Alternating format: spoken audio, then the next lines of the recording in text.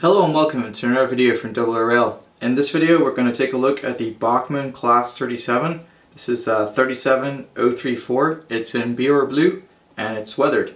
The Bachmann product code for this is 32781A, and this is a fantastic model. It's pretty heavily weighted and it runs at a fairly realistic speed, so even if you crank it up too high it doesn't go as super fast around the layout or anything like that. This particular model I believe was around £80 on eHands. A little bit less for me because I'm lucky enough to be outside the EU, so I don't have to pay VAT. It's at least one advantage for living outside the EU. And so the Class 37, it's a pretty nice model. It does come with one pretty cool feature, and that is it comes with NEM pocket snowplows. So you can pop the coupling out at one end and drop in the NEM snowplow in its place. I thought it was a pretty nice touch. So I'll probably do with this, I might remove the front facing coupling and put in the NEM snowplow instead. Like I said, this version is weathered, and the weathering is pretty good. Usually weathering can be hit or miss, especially from the factory, but Bachmann have done a pretty good job at lightly weathering this particular locomotive. It does have a considerable amount of lighting, and it is 21 pin DCC ready. So the lighting on this is pretty cool. It has in-cab lighting on both ends. It has lighted headcode boxes there. It's got the domino headcodes, and so those light up, and those light up in a yellow instead of the usual intense bright white LEDs that Hornby used for the Class 56. So it's a little bit more realistic. And it also has the rear tail lights, and as you've seen in other videos, other Class 37s don't really get those rear lights right. The intensity by Bachmann is pretty good. It's not too much, and it's not too faint. Heljan in particular, if you look at some of the previous reviews, their Class 26 and Class 27, their LEDs running under DC power at least are pretty faint, so you don't usually get the full effect. And obviously you've probably seen recently the Vi Trains on Intercity 82's video. He was complaining about the rear lights on the Vi Trains as well. So this particular model is really good. The lighting is excellent. It also has a driver. Now the nice thing with the driver is he's looks fairly realistic, but he's planted low enough down in the cab that if you're looking at this particular angle you can't really see it unless you look up real close. So I know some folks aren't too keen about the drivers being embedded in the loco from the factory, and I'm not sure if you can remove it, but he is in there, so it's a nice little touch. If you're into that kind of thing, you don't have to go out and purchase a driver. And basically it's a really nice model. I've had it for a few days, ran a couple of tests on it. It seems to be on par with their Class 46 in terms of reliability and speed.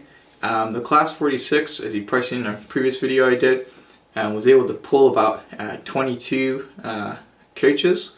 I actually managed to max it out to a point where it was struggling, so around 25 coaches seemed to be the maximum for the Class 46. This particular Class 37, I tossed it on just to give it a quick test, and it was able to do a little bit better than the Class 46, but not much more. I think it was able to pull 27 coaches. So all in all, it's about mixed for power, but it's a pretty good model, so I don't think anybody will have any problems pulling a prototypical train with it around a reasonably sized layout. Alright, so the Class 37 is still in use today. Basically they were initially put into place in the early 1960s. I believe they were introduced around, I think they were actually introduced in 1960. And so these are a pretty heavily used workhorse. If you ever look at some of the photos on photos@oorail.com, you'll see there's quite a few Class 37s. They're used for a variety of different services between freight and passenger, so it's a mixed traffic locomotive. So other than that, I think what we'll do is do a quick pan around. I'll put some extra information scrolling about the Class 37 on the video for you. And like I said, this particular model will work in any kind of early 1970s to the late 80s, early 90s until BR was dissolved. So hopefully you'll enjoy the pan around, and we'll do a quick speed test. Again, I haven't totally run this model in, so the speed test will probably be similar to the Class 46, where we did in as slowest possible speed and a normal speed. I don't want to trash the motor until it's been fully run in. Now, if you want to see this particular loco and the Class 46 run in, I will be doing that on Sunday, this coming Sunday, which is December 16th. December 16th will mark a full year of double oorail. So we'll be doing a couple of live events, and don't forget, we'll also be releasing our 100th video, and we promise it'll be a good one. Alright, so we're going to do the pan around next, and then we'll wrap it up with a quick speed test to show you the performance. So before I actually do the pan around test, I wanted to show you the NEM socket snowplows. You get two of them, and as you can see there, they're pretty slick. And you also get some vacuum hoses and some other stuff to do some basic detailing on the buffer. The instructions, even though this is a Class 37/0, the instructions seem to be more for the 37/4. If I show the instructions there. So I'm not quite sure if that was an intentional thing or not, but the instructions pretty much are the same. So if you're looking at the maybe a different livery, this particular model should be a good benchmark for the other Class 37s available from Bachmann. So let's do the quick panoramic test, and then we'll show you the speed test.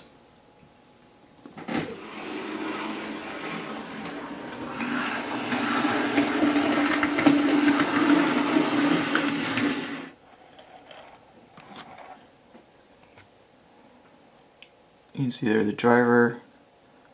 There's a lot of good bogey detail, a lot of good underframe detail. All the overhead line warning stickers are there. Even have pretty good detail here on the end with the grills.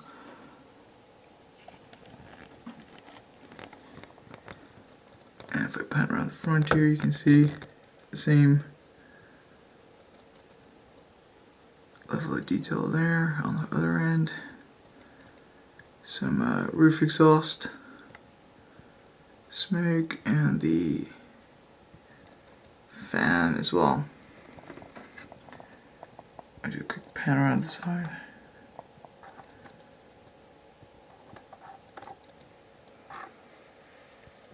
And we'll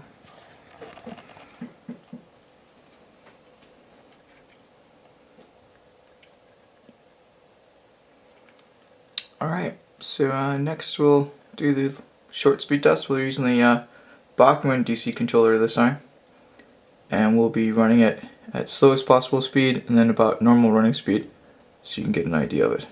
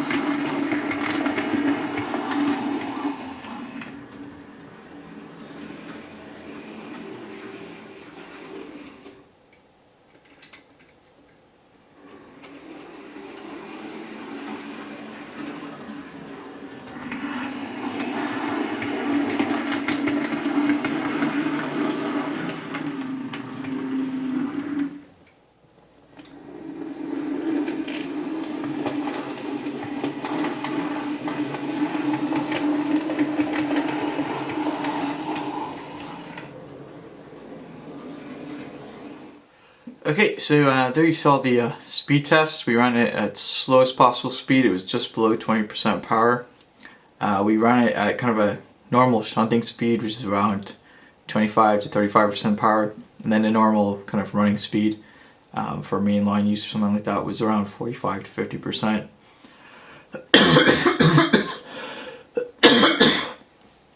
So you can see there it's actually a really smooth locomotive.